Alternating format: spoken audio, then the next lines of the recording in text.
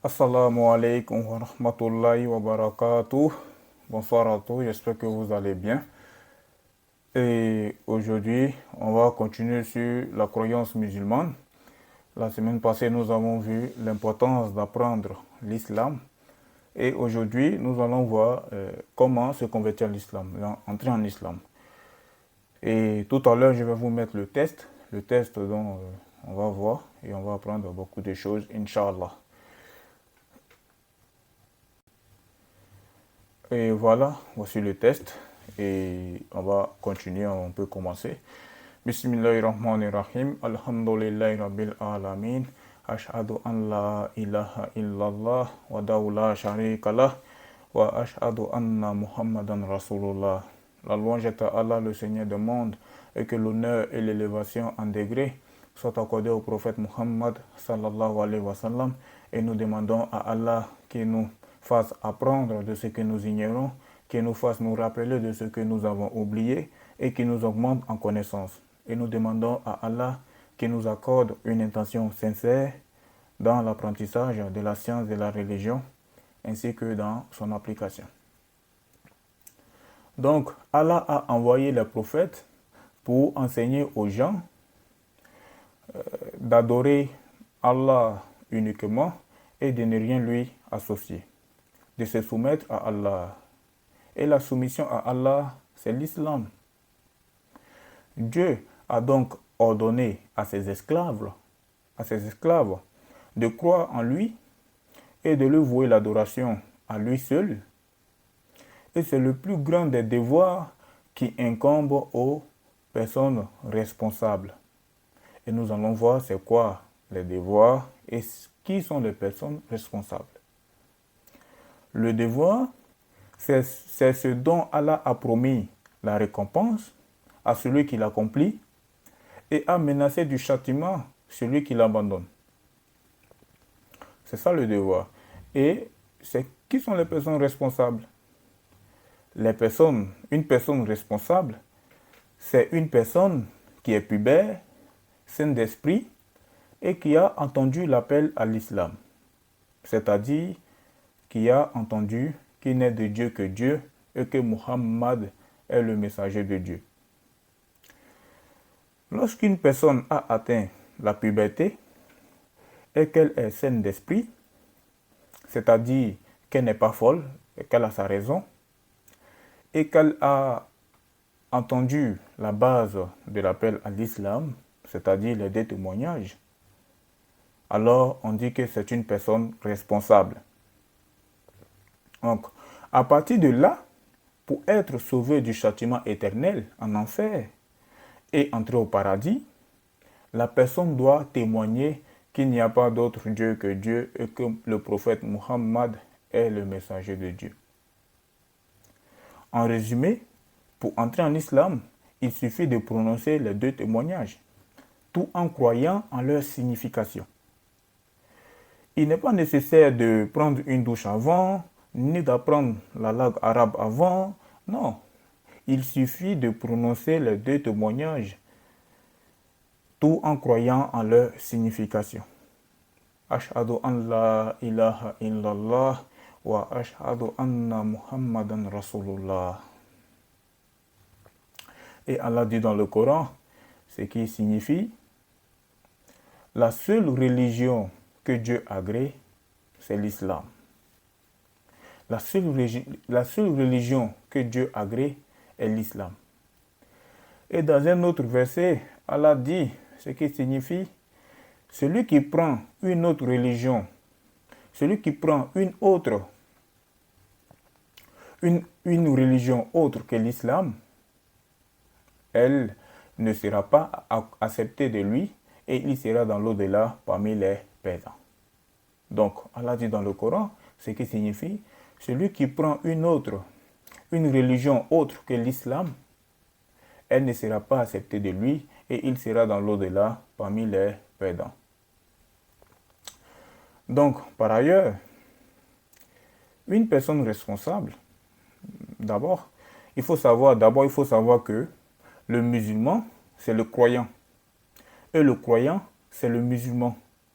Donc, celui qui n'a pas cru en Dieu et en son prophète n'est ni croyant ni musulman. D'accord?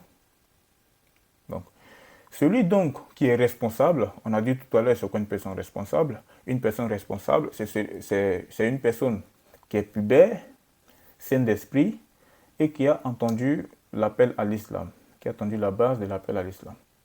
Donc, c'est ça une personne responsable. Donc, une personne responsable, une personne qui est responsable et qui refuse de croire en Allah et en son messager, alors il subira dans l'au-delà, les conséquences de son choix. Il ne pourra pas entrer au paradis. Et Allah dit dans le Coran, ce qui signifie, ô vous qui avez cru, faites preuve de piété, comme il se doit, et ne mourrez qu'en étant musulmans. Ô vous qui avez cru, faites preuve de piété, comme il se doit, et ne mourrez qu'en étant musulmans. Et ne mourrez qu'en étant musulmans. Il est très très important de mourir musulman. Tout à l'heure, on va voir. Il est très très important de mourir musulman. Et Allah dit, et ne mourrez qu'en étant musulman. Ne mourrez qu'en étant musulman. Donc, là, parce que le fait de mourir croyant, permet d'être épargné du châtiment éternel en enfer, mais pour avoir la garantie de ne pas se faire châtier du tout, le croyant doit mourir pieux. Et c'est quoi la piété? Le croyant doit mourir pieux, en ayant accompli les devoirs et en ayant évité les péchés. Les devoirs, ce sont les choses qu'Allah a rendues obligatoires, et les péchés, ce sont les choses qu'Allah a interdites. Donc, celui qui applique cela est un pieux. Il a atteint le degré de la piété. Et s'il meurt sur cet état-là, c'est-à-dire en ayant accompli les devoirs et en ayant évité les péchés, alors il entrera au paradis sans avoir à subir un châtiment au préalable. La piété est donc requise de chacun d'entre nous. Et Allah dit dans le Coran, ce qui signifie, ô vous qui avez cru, faites preuve de piété et que chacun considère ce qu'il a préparé pour demain. Allah dit ce qui signifie, ô vous qui avez cru, faites preuve de piété et que chacun considère ce qu'il a préparé pour demain. Pour demain, mais pour quand? Pour le jour du jugement. Pour le jour du jugement. Que chacun considère ce qu'il a préparé pour demain. Donc, il y a dans ce verset une incitation à se rendre des comptes et à se remettre en question. Car ceci aide la personne à obéir à Allah et à faire preuve de piété. En effet, celui qui ne fait pas preuve de piété, qui commet des grands péchés, mérite un châtiment dans l'au-delà. Donc, quand on demande à Allah qu'il nous accorde de mourir croyant, on demande à Allah qu'il nous accorde de mourir pieux, de mourir vertueux, c'est-à-dire d'être au nombre de ceux qui n'auront rien à craindre dans l'au-delà et qui ne seront pas châtiés dans l'au-delà. Qu'Allah nous guide, qu'Allah nous facilite.